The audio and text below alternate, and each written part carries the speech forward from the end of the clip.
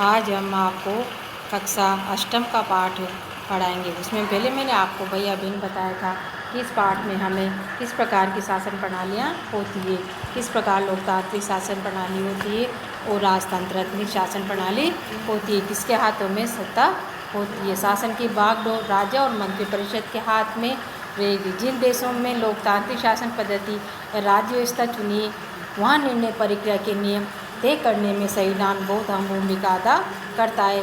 लोकतंत्र में हम नेता खुद चुनते हैं ताकि हमारी ओर से वे सत्ता का जिम्मेदारी के साथ इस्तेमाल कर सके।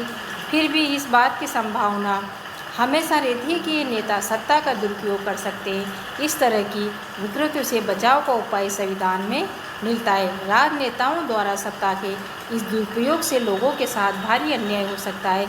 इसका एक उदाहरण नीचे दी गई चित्र कथा पट्ट में आपको देखा जा सकता है। भैया बहनों, आपको इसमें एक उदाहरण के द्वारा इसमें आपको बताया गया है कि किस प्रकार की शासन प्रणाली में व्यक्ति किस प्रकार एक दूसरे के ऊपर व्यवहार कर सकते हैं, उनका दुरुपयोग उनके साथ कर सकते हैं। नस्ल, जाति और लिंग के आधार पर उनको किस प्रकार से उनके साथ व्यवहार करते हैं। सुरेश अपनी कक्षा का मॉनिटर है। उदाहरण के द्वारा भैया बहन इसमें बताया गया है कि बच्चे किस प्रकार से एक दूसरे के पर व्यवहार करती है। सुरेश अपनी कक्षा का मॉनिटर है।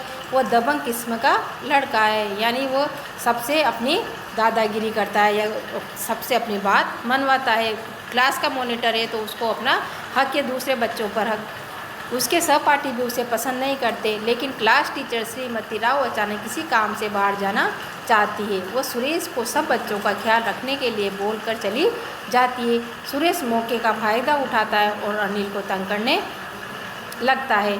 श्रीमती राव के लौटने पर वह अनिल आज में भैयाओं से कहता है, अन्य भैयाओं से कौन कौन कहता है? सुरेश कि अनिल आज मैं राव मैडम से तुम्हारी शिकायत लगाने वाला हूँ। अनिल जो दूसरा लड़का था क्लास का, सुरेश तो वहाँ का मॉनिटर है और अनिल जो उसके साथ में पढ़ने वाला सहपाठी है, उसने कहा कि आज मैं तुम्हारी शिकायत किससे करूँगा? मैं अपनी मैम से, अपनी दीदी से करूँगा। लेकिन मैंने किया क्या है? श्रीमती के राव के लौटने पर, यानी उसकी जो पढ़ाने वाली दीदी थी उसके लौटने से पहले जब आप कक्षा से बाहर गई हुई थी तो अनिल शोर मचाकर सबको परेशान कर रहा था। उसने मेरी बात नहीं सुनी। इसने कहा, सुरेश ने कहा। तो इसका मतलब क्या हो कि अनिल आज तुम्हें छुट्टी के बाद नहीं रुकना पड़ेगा। तुम आज 100 बार लिखोगे कि मॉनिटर को तंग नहीं करूँगा। तो अनिल जो वहाँ का लड़का था उसने कहा, उसका जो सहपाठी था, तो उसने कहा कि अगर आज को 100 बार ये लिखना पड़ेगा कि मैं मॉनिटर को तंग नहीं करूँगा, क्योंकि वो और बच्चों को परेशान करता था। लेकिन मैडम मैंने तो कुछ भी नहीं किया। उसने क्या कहा? उस भैया ने, कौन से भैया ने जिसका नाम अनिल था, उसने कहा लेकिन दीदी मैंने तो कुछ भी नहीं किया है।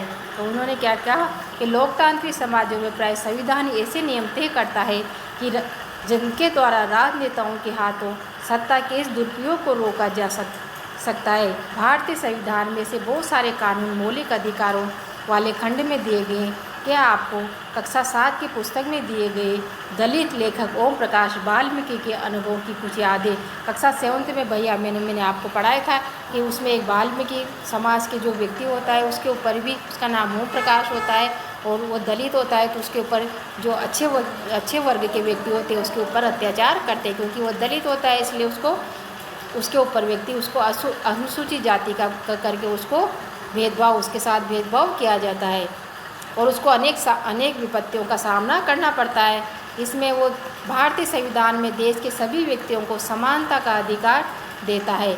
हमारा संविधान, जैसा कि हमने संविधान के बारे में पढ़ा है कि संविधान में धर्म, नस्ल, जाति, लिंग और जन्म स्थान के आधार पर देश के किसी भी नागरिक के साथ भेदभाव नहीं किया जा सकता। इस प्रकार समानता का अधिकार भारतीय संविधान में दिया गया एक मौलिक अधिकार है। तो भैया बहनों, आपके इस उदाहरण से हमको ये समझ में आया होगा कि जो बड़ा वर्ग का व्यक्ति होता है, उच्च वर्ग का व्यक्ति होता है, वो दलित वर्ग पर किस प्रकार से अत्याचार करता है। लेकिन अपने संविधान के अंतर्गत जो अधिकार दिए गए उसमें कहा गया है कि हमें किसी भी धर्म का हो, नस्ल का हो या जाति का हो या लिंग का हो, उसको जन्म के स्थान पर उसको किसी की नागरिक को भेदभाव नहीं किया जा सकता। अगर उसके साथ वो भेदभाव करता है तो उसको क्या होता है? उसको दंड देने का अधिकार होता है। ऐसे ही जब खेलों की घंटी शुरू होने वाली थी तो क्या हो गया? अंत में उसने संविधान के बारे में उन्होंने वो बता रहे थे कि कितने अधिकार होते हैं। तो लोकतंत्र में संविधान भी एक महत्वपूर्ण काम होता है। लोकतंत्र में संविधान का एक महत्वपूर्ण अधिकार होता है कि ताकतवर को समूह किसी दूसरे कम ताकतवर वर्ग को हमेशा दबाता रहता है। जो जिसकी सत्ता ज़्यादा होती है वो निचले वर्ग के व्यक्ति को हमेशा दबाता रहता है, उसके साथ क्या करता रहता है, भेदभाव करता रहता है। तो लोकतांत्रिक समाजों में प्राय संविधान ही ऐसे नियम तय करता है कि जिनके द्वारा राजनेताओं के हाथों सत्ता के इस दुरुपयोग को रोका जा सकता है।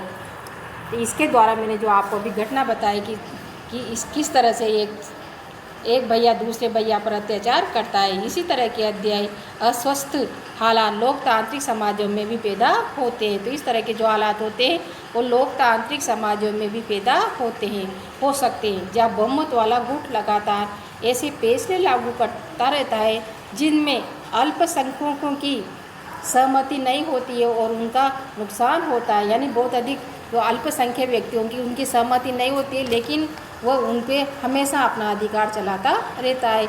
इस चित्रकथा के माध्यम से आपको ये पता चल गया हो कि बहुमत की निरंकुशता का खतरा हर समाज में बना रहता है। यानी निचले वर्ग के व्यक्तियों को दलित वर्ग के व्यक्ति को हमेशा दबाया जाता है।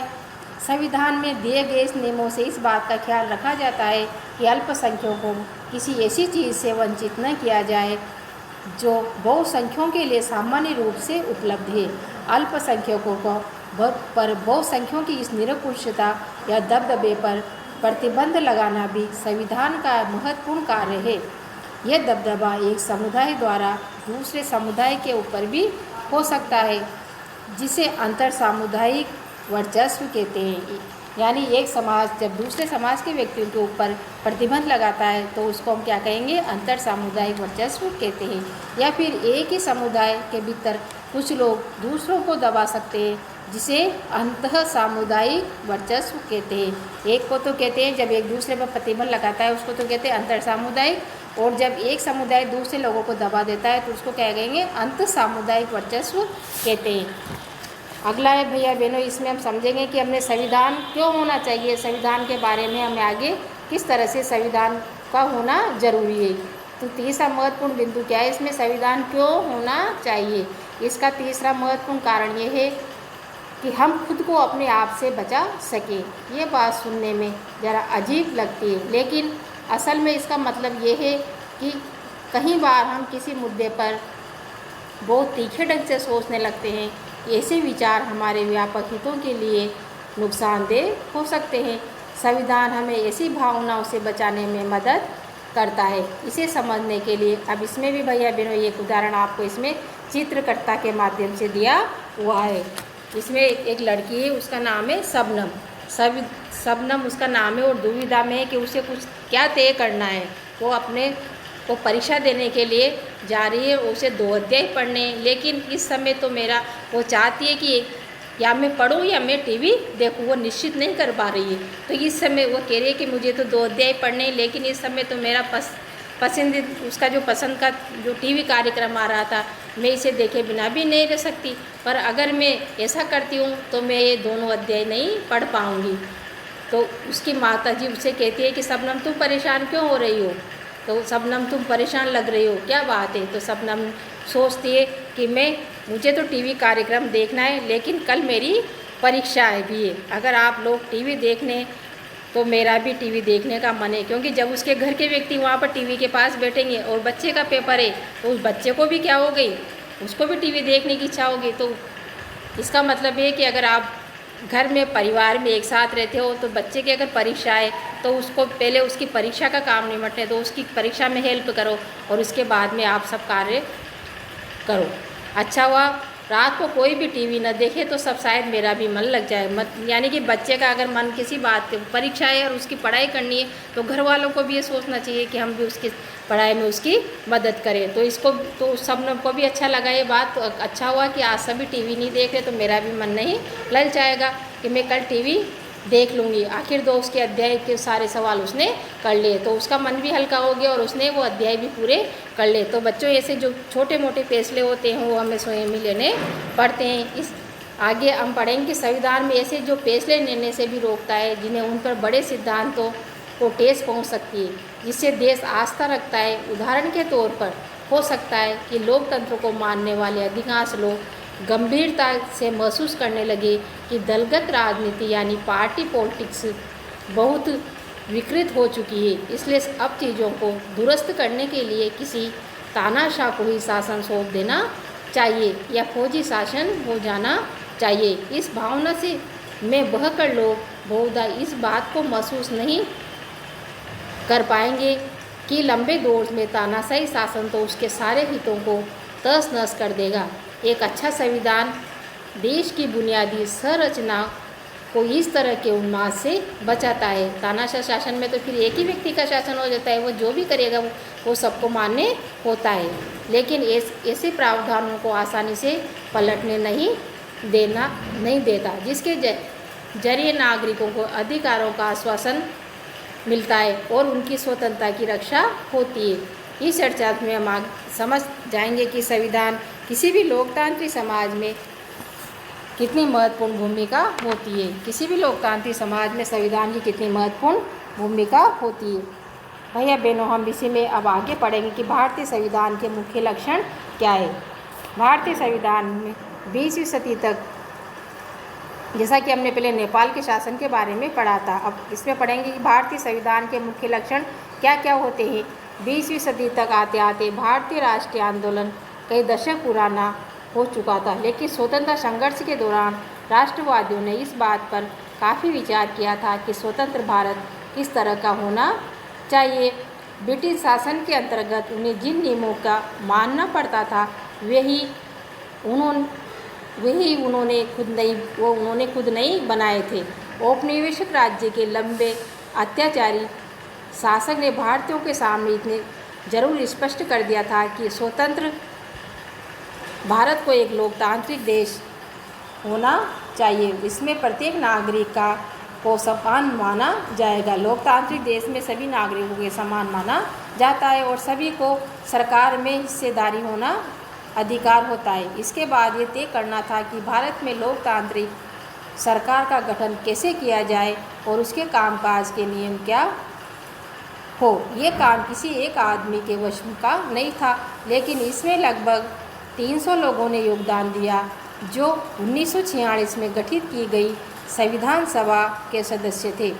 भावी संविधान के निर्माण के लिए अगले 3 साल तक संविधान सभा की बैठकें होती रही, लेकिन संविधान सभा के सदस्यों के बीच एकता की एक ज़बरदस्त भावना थी।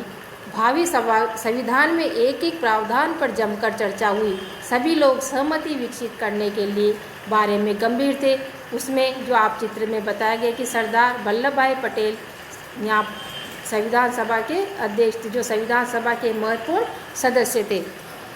संविधान सभा के इन्हीं सदस्यों के सामने एक बड़ी जिम्मेदारी थी।